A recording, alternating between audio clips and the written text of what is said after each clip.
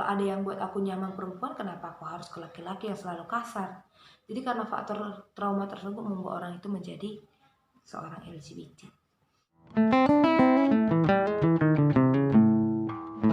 Hai guys, kembali lagi dengan aku Elsa.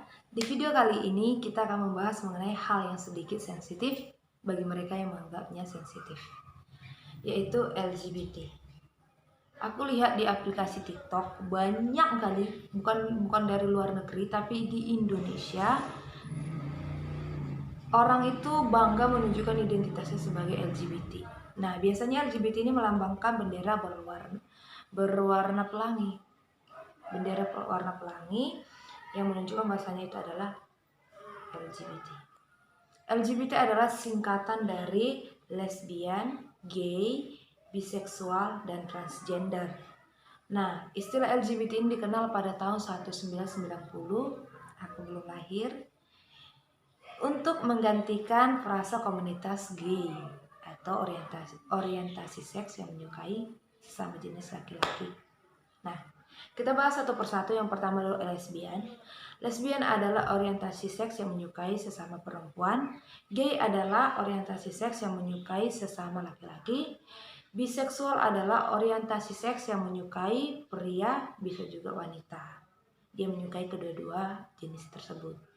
Nah, yang terakhir adalah transgender. Transgender ini adalah sifat seseorang itu tidak sesuai dengan jenis kelaminnya. Misalnya nih, si laki-laki berjenis tapi bersifat seperti perempuan, jenis kelamin laki-laki. Nah, seperti itu. Kita masuk ke alasan-alasan seseorang itu menjadi seorang LGBT. Yaitu alasan yang pertama, faktor keluarga. Nah, keluarga sangat berperan penting bagi kita semua. Baik itu yang mau jadi LGBT, baik itu mau jadi yang anak baik, anak jahat, anak apa, segala macam itu dituntun dari keluarga dulu. Karena keluarga yang akan mengenalkan kita apa itu namanya LGBT, apa itu namanya yang baik, apa yang buruk.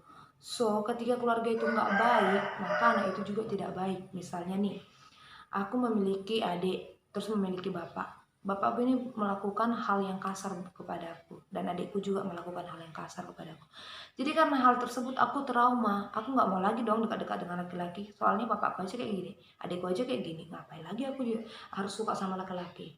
Kalau ada yang buat aku nyaman perempuan, kenapa aku harus ke laki-laki yang selalu kasar? Jadi karena faktor trauma tersebut membuat orang itu menjadi seorang LGBT. Kita masuk ke faktor yang kedua, yaitu faktor lingkungan atau pergaulan. Nah, biasanya kalau kita berada di tengah-tengah seseorang yang memiliki orientasi seks menyukai sesama jenis, kita akan terbawa-bawa, apalagi kalau kita sekolah di luar negeri, misalnya di Thailand.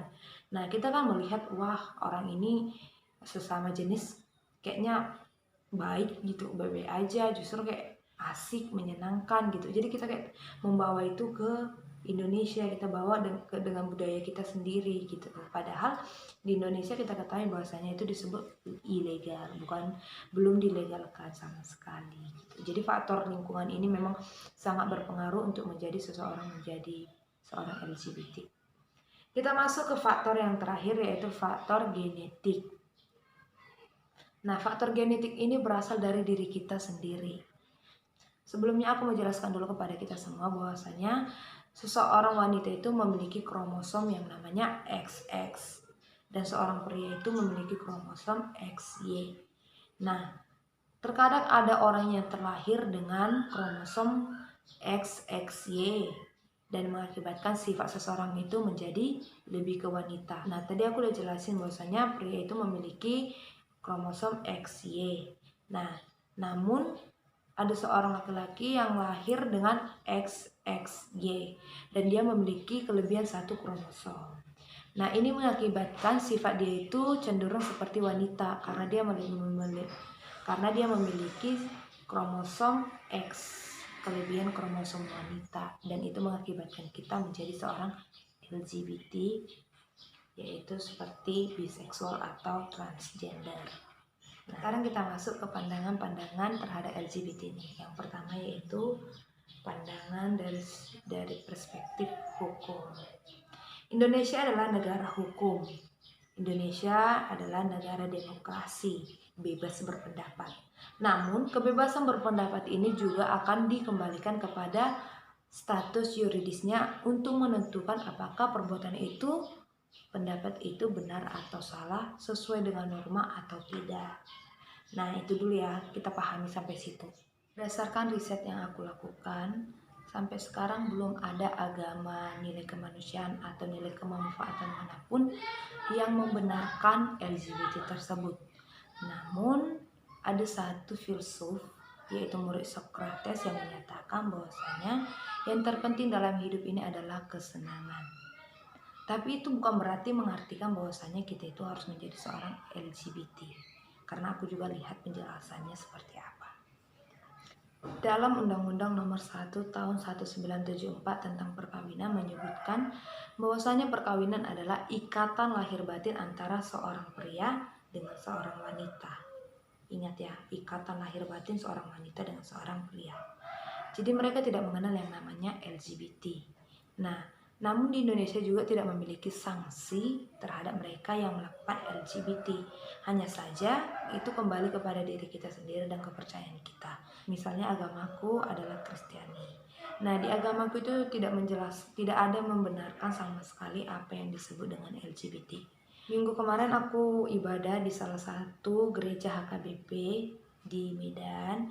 Nah, khotbahnya itu berisikan tentang LGBT. Jadi aku kayak berinisiatif untuk merekam, tapi ini karena posisi sedang ibadah, aku nggak merekam semuanya, hanya beberapa yang sempat aku rekam aja, karena aku tahu bahwasanya itu adalah di dalam gereja, dilarang. Aku mohon maaf kalau aku melakukan perekaman tanpa izin, tapi karena memang aku mikir ini bagus dijadikan suatu alasan kenapa LGBT itu dilarang atau tidak. Nah, ini kita dengar dulu. Atau tidak ada laki-laki diubah menjadi perempuan lalu menikah dengan laki-laki yang dikatakan transgender. Tidak bisa seperti itu. Yang menjadi suami istri ialah laki-laki dan perempuan. Sepasang katanya, satu laki-laki dan satu perempuan. Maka oleh sebab itulah sampai detik ini gereja menolak untuk menikahkan homoseksual atau lesbian. Jadi kalau ada gereja yang menikahkan homoseks atau yang lesbian, itu yang menyimpang dari firman Tuhan. Pekerjaan siapa itu? Iblis. Tidak ada pernikahan sesama jenis. Nah, itu sudah kita dengar bahwasanya agama tidak mengenal yang namanya LGBT. Sekarang kita dengarkan penjelasan dari seorang LGBT. Tapi ini aku nggak rekam karena aku cuman tulis aja, karena ini adalah sebuah privasi, identitas saya tidak boleh diberitahukan. Jadi dia menyebutkan seperti ini.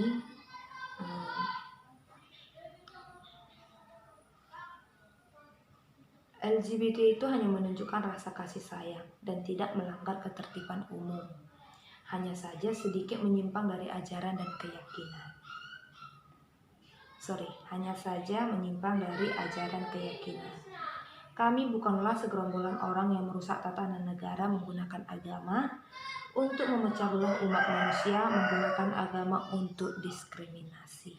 Kedudukan aku di sini bukan mendukung LGBT, tapi aku mau jelaskan kepada kalian bahwasanya negara Indonesia adalah negara hukum.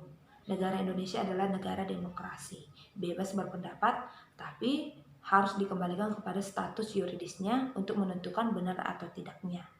Dan negara Indonesia tidak mengenal yang namanya LGBT. Yang dikenal hanya ada dua jenis kelamin, pria dan wanita.